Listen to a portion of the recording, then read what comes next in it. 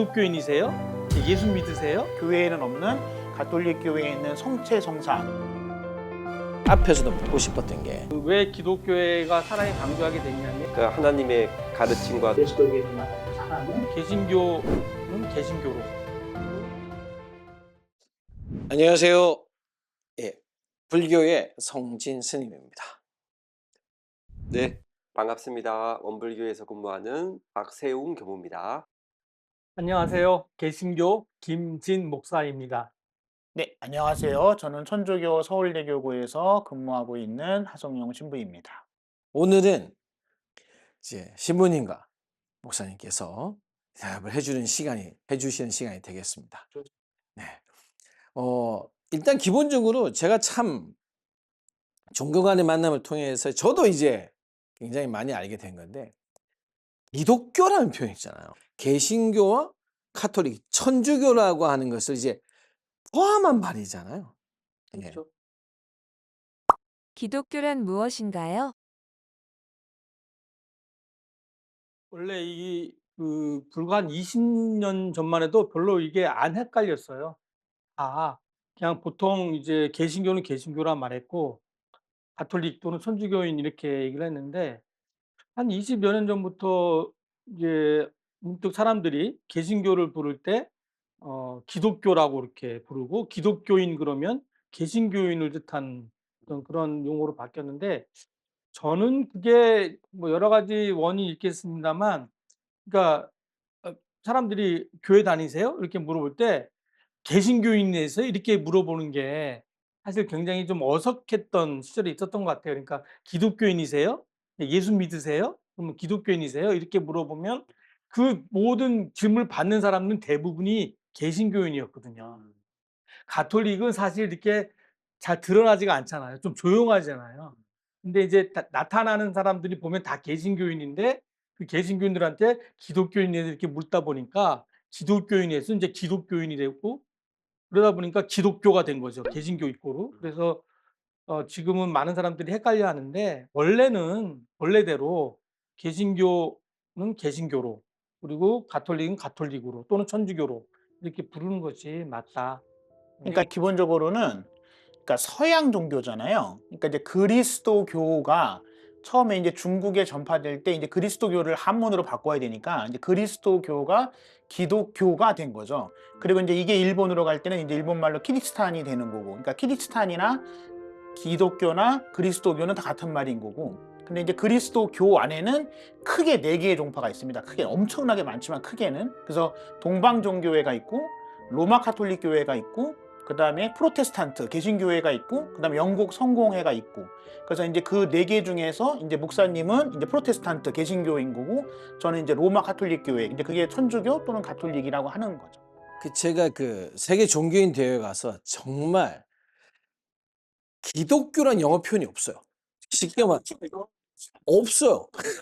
쉽게 말해서 이게 내가 굉장히 큰 벽을 그때 정말 아무 생각 없이 갔다가 다 다르게 부르는 거예요.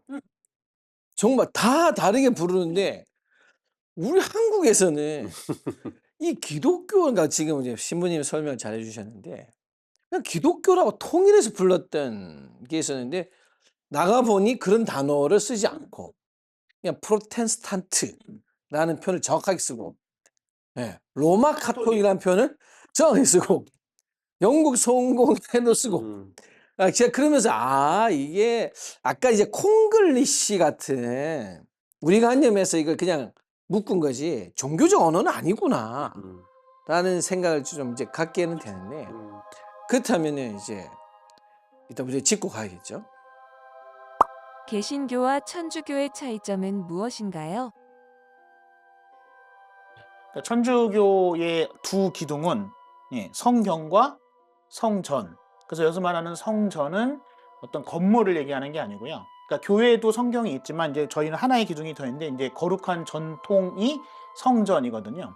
근데 이제 그 거룩한 전통에 들어가는 게 어떤 교계의 제도도 거룩한 전통에 들어가고 그 다음에 가톨릭 교회에서 가장 중요하게 생각하는 성사도 거룩한 전통에 들어가고 그 다음에 예배와 다른 미사도 거룩한 전통에 들어가고 그래서 이제 가톨릭 교회는 두 개의 기둥 위에 세워져 있다라고 이야기를 하고요. 그리고 또 하나의 차이점은 사람들이 가장 궁금해하는 차이점은 뭐냐면 예수님을 어떤 믿는 종교가 이제 그리스도교니까 예수님이 하셨던 것들을 우리가 삶에서 어떻게 실천해 나가는가 할 때 하나는 신앙적인 방식은 예수님이 하셨던 최후의 만찬이 오늘날 미사 안에서도 그대로 재현이 된다. 이제 그게 이제 교회에는 없는 가톨릭 교회에 있는 성체 성사 성찬례가 굳이 얘기하자면 말씀의 전례보다는 성찬례가 훨씬 더 중요한 한 거다라고 이야기하는 신앙적인 하나의 포인트고 그게 이제 또 다른 칠성사에도 연결이 되는 거고 삶적인 부분에서는 믿음이 있으면 그 믿음은 반드시 실천으로 이어져야 한다. 그리고 때로는 믿음이 없는 사람이라고 하더라도 그 사람의 삶이 예수님의 말씀대로 실천하고 있다면 그 사람도 구원을 받을 가능성은 열려 있다. 이제 그게 이제 삶에서의 모습인 거고 신앙적인 모습이 그렇게 이루어지는 거는 어떤 가톨릭만의 고유한 특성이라고 할 수 있는 거죠. 네. 그 여러분들 다 아실 거예요. 그 개신교라는 그 교 자체가 가톨릭에서 이렇게 나온 거잖아요. 그래서 이름도 프로테스탄트. 그 프로테스탄트시 반항하다, 저항하다, 개혁하다 이런 뜻이잖아요. 그러니까 1500년 전에, 그러니까 500년 전에까지는 사실은 가톨릭과 개신교가 같은. 하나의 어떤 그리스도교라고 한 덩어리였는데 그 중에서 프로테스탄트로 지칭되는 그런 그 새로운 종교, 새로운 기독교 운동을 벌인 사람들이 봤을 때, 아, 가톨릭의 이런 부분들은 우리가 저항해야 되겠다. 이거는 반대해야 되겠다. 라고 하는 그룹이 생긴 거죠. 이제 그러다 보니까 이제 개신교가 나왔는데, 이제 그러면 반대하는 게 뭐냐? 뭐가 다르냐라는 거죠.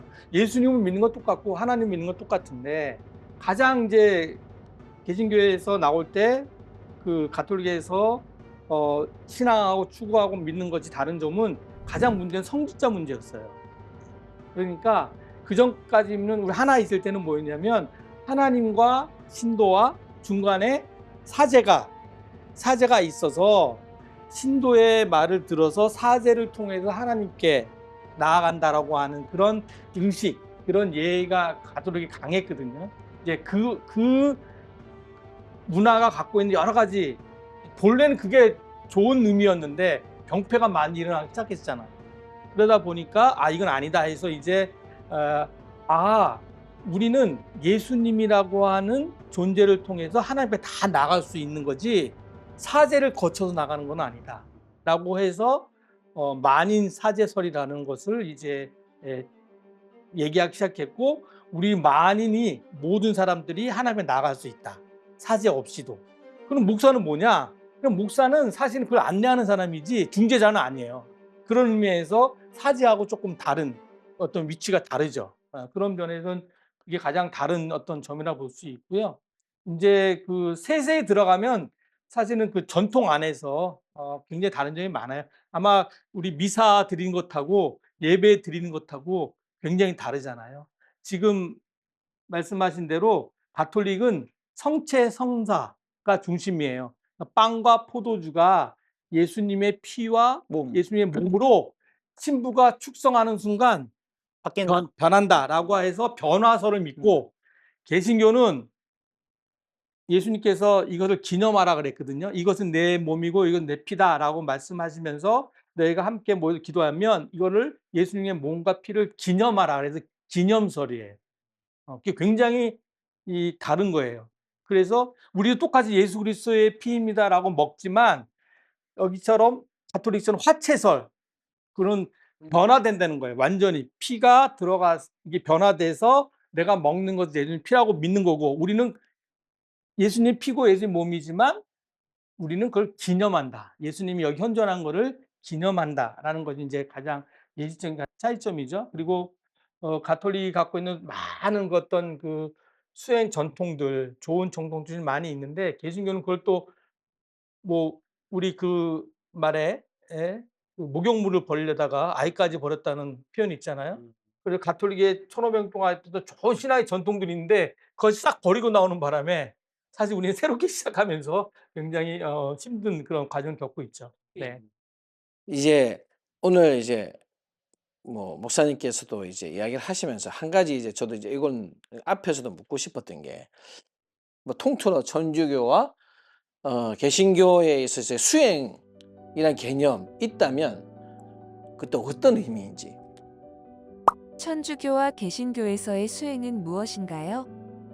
천주교에서는 내가 믿는 것을 실천하는 데 있어서 내가 믿는 것을 실천하는데 사람들과 어울려서 하는 사람들 속에서 하는 방법이 있고 또 하나는 내가 하느님과 1대1로 만나는 방법이 있는 거고 그러니까 사람들하고 만나는 거는 보통 다른 종교의 사람들하고는 크게 다를 바는 없고요. 왜냐하면 착한 일하고 나쁜 일 하지 마라. 이게 이제 기본적인 토대인 거고 그리고 누구에게든 꼭 신자가 아니더라도 누구에게든 선행을 많이 하고 자선을 많이 베풀고 뭐 사랑을 많이 베풀면 그게 종교적으로 큰 공덕을 쌓는 거다. 그거는 뭐 종교와 상관없이 똑같은 거고요.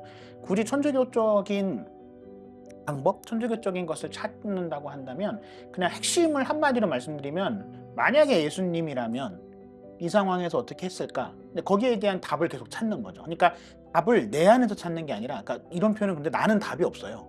그러니까 내 안에서 답을 찾는 게 아니라 예수님이 한 그 모델, 그 나는 길이요 진리요 생명이다라고 했던 예수님의 길을 끊임없이 쫓아가려고 노력하는. 그래서 내 앞에는 예수님밖에 없고 내가 그 예수님과 같은 라인에 서 있으면서 얼마나 예수님과 가까이 가려고 노력을 하는가. 그게 이제 결과적으로 뭐 교회도 비슷하지만 성화되고 의화되는 길인 거고 성화되고 의화되기 위해서 끊임없이 예수님의 길을 따라가는 거고 잘 되면 계속 가면 되고 잘 못 되면 이제 회심을 통해서 하는데 이제 교회와는 다른 거는 그 회개와 회심이 나 혼자 했다고 해서 완성되고 나 혼자서 이루어지는 게 아니라 이제 고해성사라는 방법을 통해서 자주 성사를 보고 자주 성체 성사를 하고 자주 고해성사를 해서 주님이 가시는 길을 계속 따라가야 된다. 그게 이제 천주교만의 뭐 굳이 얘기하면 수행 방식이라고 할 수 있는 거죠. 그 가톨릭에서 개신교가 나올 때 아까 제가 그런 표현 했잖아요.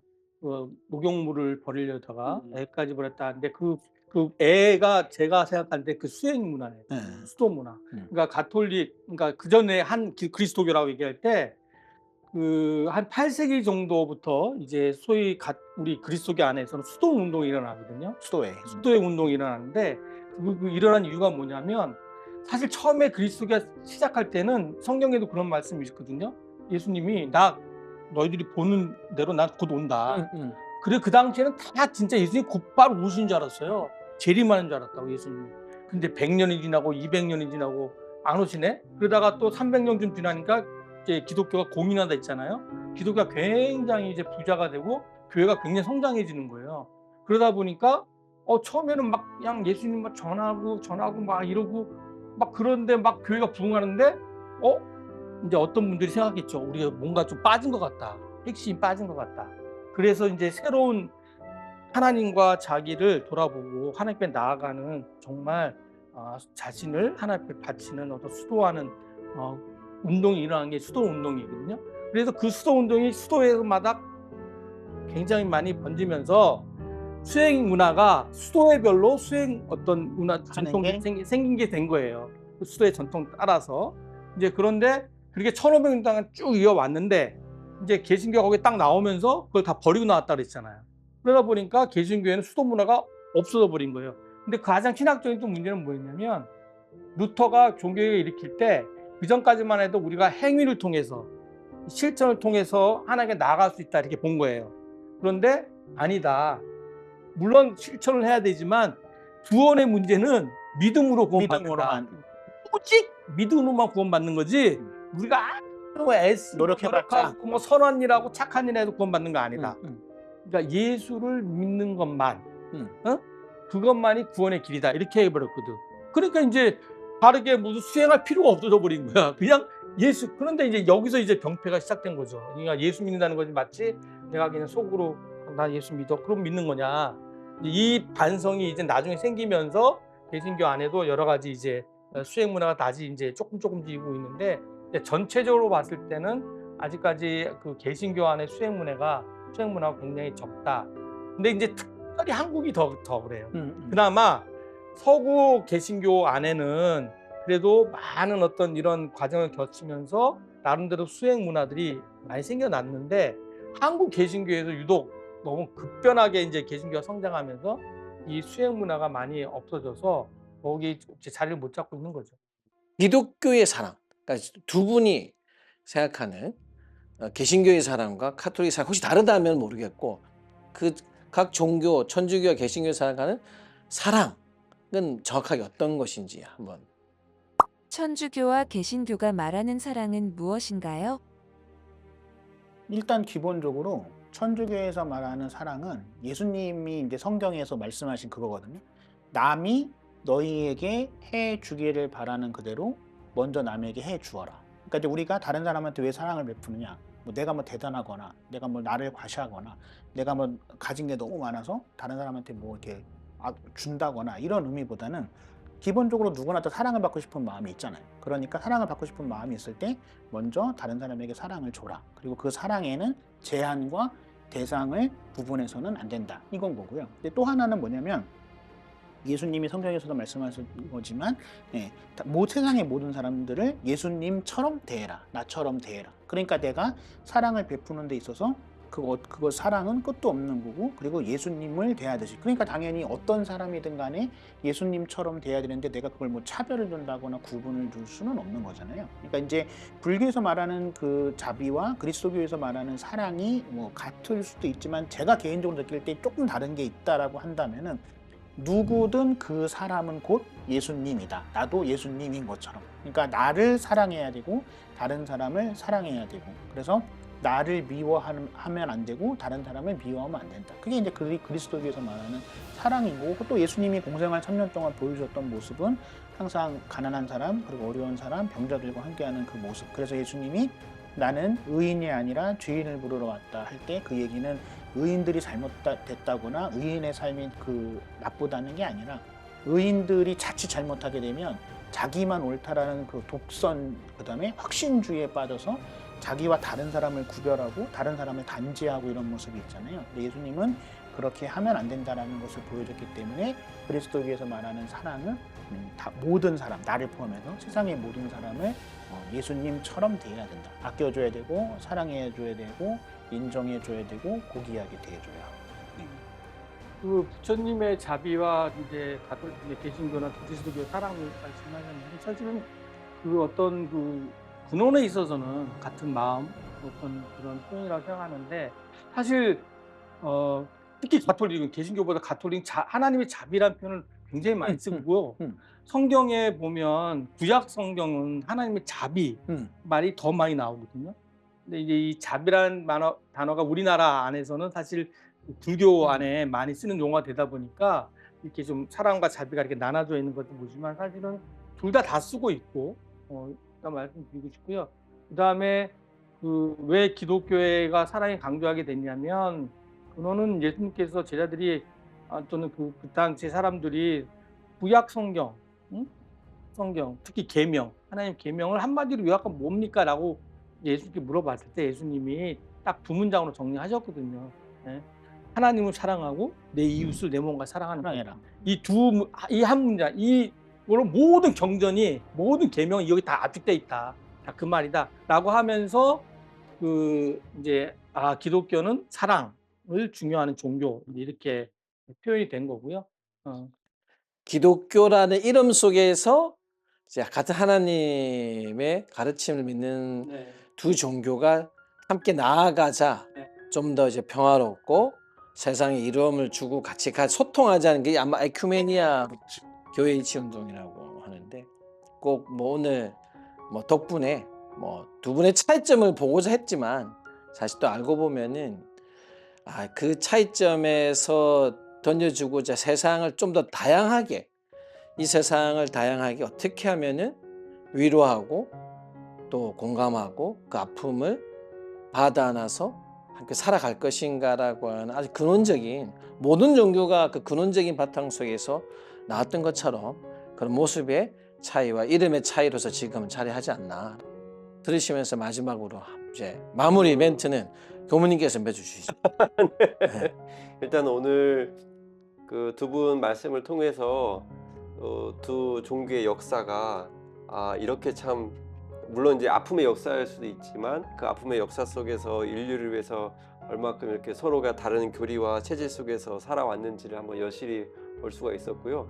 저는 사실은 원불교는 이제 제일 이제 마지막에 나오는 종교이지만 그때 그 한국 사회가 어려운 시기에 이제 태동해서 성장 발전했던 시기였다면 이 두 종교는 우리 한국 사회가 가장 힘들고 가장 가난하고 가장 고통스러웠을 때 어떤 그 하나님의 가르침과 또 예수님의 삶의 모습으로 우리 한국 사회를 지켜주시고 보듬어 주시고 치유해 주셨기 때문에 저는 개인적으로 두 종교에 상당히 많은 고마움과 감사함이 있었거든요. 그래서 오늘 그런 것들도 다시 확인하게 돼서 앞으로 두 종교가 함께 또 하나된 모습으로 우리 인류 사회를 위해서 또 공헌해 주시기를 또 다시 한번 당부드리고 싶습니다. 네.